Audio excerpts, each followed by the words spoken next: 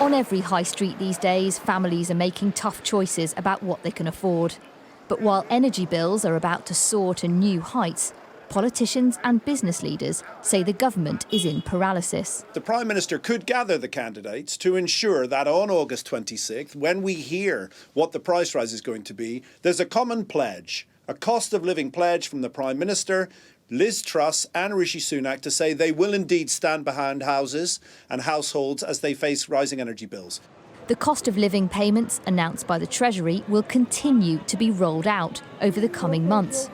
But with fuel bills forecast to hit well over £3,000 this autumn, millions more people could be plunged into fuel poverty.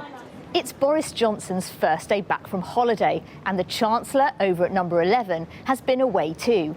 And when asked whether it was all hands on deck to give people further support, the Prime Minister's spokesman said no, the convention is that decisions on further measures will be for his successor. The leadership contenders have distinctly different plans. Liz Truss prioritising tax cuts, but not ruling out going further. Rishi Sunak's team say today that he would guarantee targeted support to the most vulnerable. These residents in Slough are already feeling the pinch. Nobody knows where they're going to get the money from. No, the wages is still too low. You have your plan like, OK, I'm going to spend this much money on my bills, but then the bills go higher, so now you have to cut other things out. So it's a bit of a glitch. I don't know what the government's going to do to help us, but don't see any hope. It's not my problem anymore. It's the next one. And then there's difficulty with the next leadership dealing with the problems of the previous one. So I think there just needs to be a leadership that just doesn't run away after difficult challenges. Good morning. A former Prime Minister says the crisis cannot wait until the autumn.